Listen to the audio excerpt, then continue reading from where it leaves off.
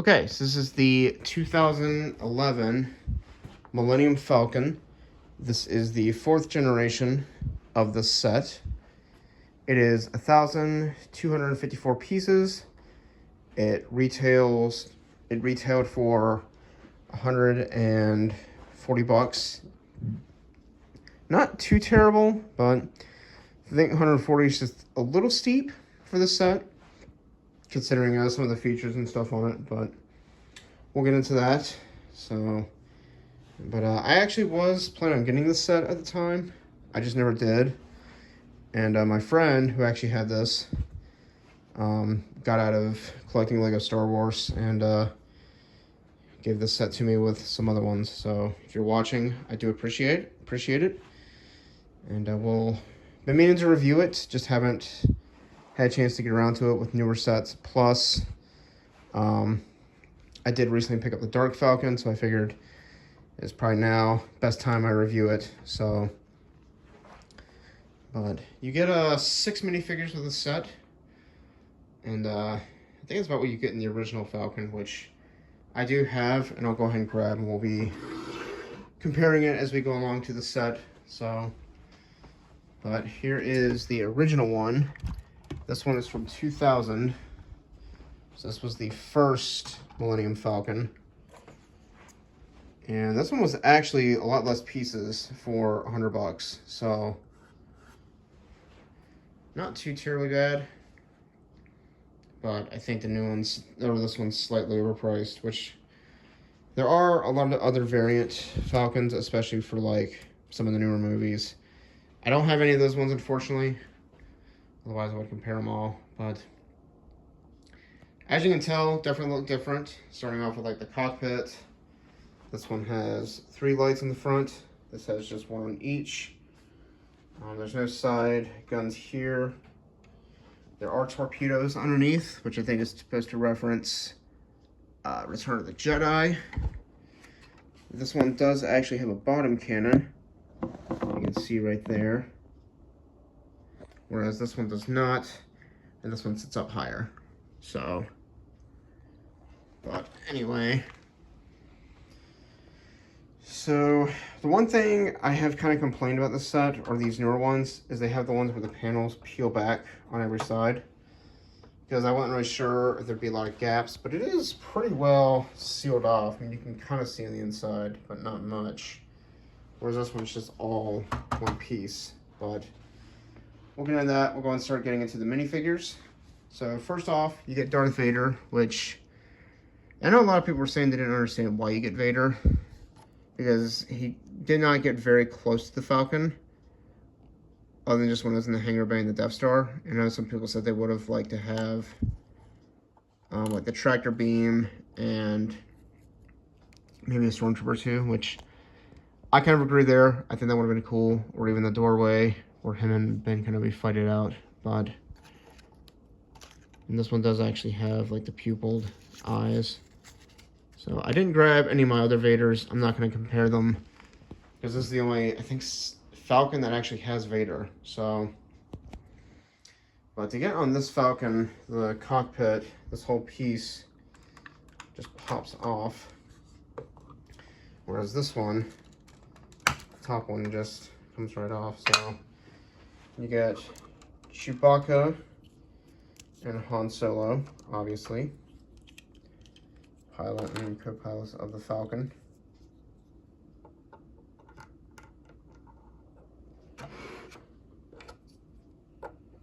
So there are these two, and then I'll grab the old ones out of this Falcon so you can see the difference. And again, not going to compare them to all the other different variants. I don't really want to, just didn't really think about doing that in this review. So yeah, you can definitely tell they've come quite a ways. So super cool. And this was back in when Lego did the yellow skinned minifigures. So super cool. And then cockpit's not a lot of room. You just have room for Han and Chewie. Whereas in this one, there's really not that much space, but you do have a little more controls. So you got these two panels. I guess that's supposed to be part of control, that little blue piece. And then you have the Death Star bridge, whereas you have a computer and a joystick. So, and kind of the back entrance of the Falcon. So, this just slips onto here. And then to get into this one, you do have to peel all these panels back. So this comes up, all these come up. You just have to do it on every single one, which a little time consuming. Whereas this one, you can lift up either side of this, or in the front and back if you wanted to, and just pick it up. Because it fits, that piece there fits onto here. So, but here's the inside of it. You have the little space checkers board there, as you do here, with the computer. This does swivel, whereas these chairs don't for some reason, but you do have a little more controls. And you get, as you can see there, so pretty cool. And then you get Princess Leia. And then I do have the other one, so you can see the difference. Really, the only difference in this is the yellow skin versus skin color and hair piece. So you can tell they've come a little ways. And then this one does have another face, kind of angry, upset at Han. And then her normal Princess Leia face. So, but I'm really surprised that this set, this is the first Millennium Falcon that you do not get C-3PO and R2-D2. Not really saying I need those figures, but I feel like they're kind of essential to the set.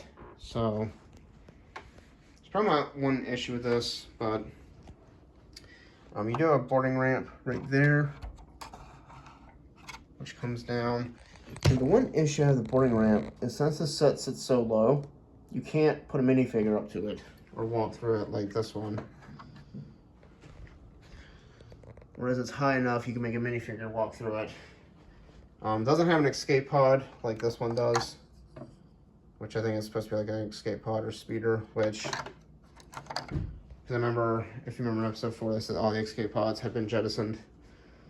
So, and then you have a smuggler's compartment here, which I don't think you can really fit a figure down in there, unfortunately. Just to show you.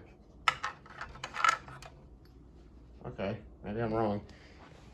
Earlier, I tried the,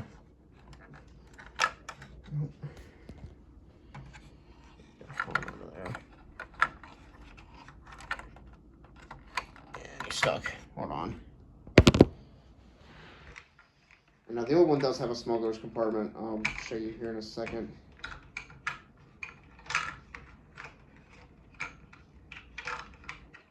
There we go.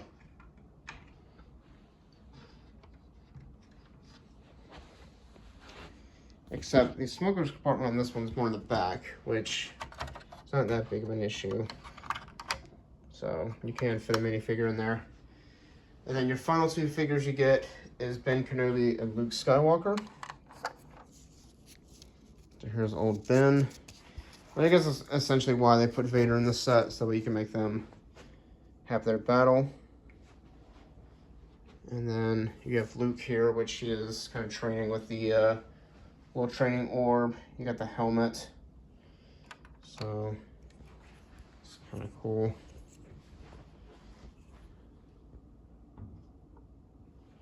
So there is your 6 minifigures that you get with the set. And then real quick, I will compare Luke Skywalker. Which that's the thing on this one, you don't even get a lightsaber for Luke, which not really saying I need one, but.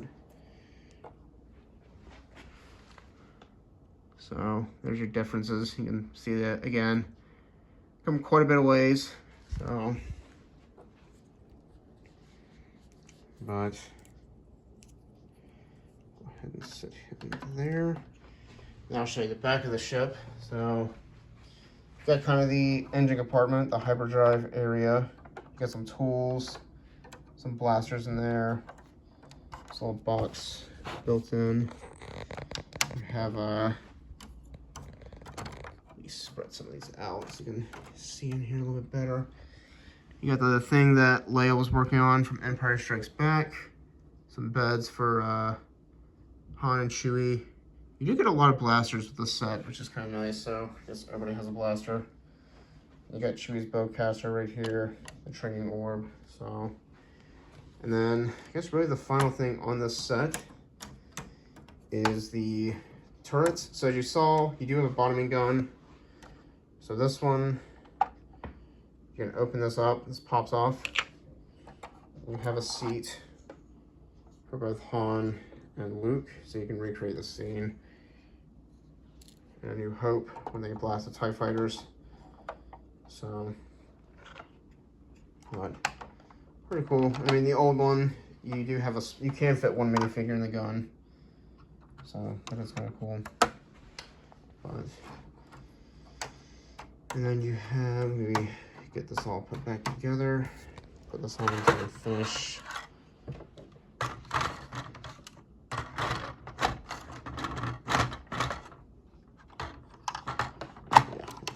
Sorry, I always have to make sure it's even, otherwise it's going to be off. So then you have the engines, which have this kind of light blue tube that runs all the way through it. Same with this one. So, and then the radar dish does move up and down. Same on this. So, but there you have it. If you're wondering if you should get this set, I would probably hold off. If you want to get one that's more looks to episode 4, I guess I would recommend it. It is a little pricey. Some people are selling it retail on eBay. Some are going a little more with everything. So now I did not check on the old one. If you do find this one, I will say good luck, because this one is a piece of Star Wars history. I know last I checked a few years ago, the set was ranging from like $300 to $400, somewhere along there. I was lucky and able to find it for 90 bucks, 95 on eBay. So, but yeah, there you guys have it. Hope you enjoyed this review. I guess back to my other point, if you are wanting to just get a Millennium Falcon, I would probably recommend one of the newer ones. Maybe it'd be less expensive. But if you do find a good deal on it, then I would say grab it. My main issue with this set is you don't get 3PO and R2, because I feel like they would kind of be essential to this set. So, yeah, there you have it. Hope you guys all enjoyed this review. Be sure to like, comment, and share. Also, be sure to subscribe and click the bell notification so you never miss a video from me. And be sure to follow me on Facebook, Twitter, and Instagram. Links will be in the description. And yeah, be sure to check out my review for next week. I will be doing the Dark Falcon, so I can compare these two. So, but yeah, once again, thank you all for watching. I will see you all in the next one.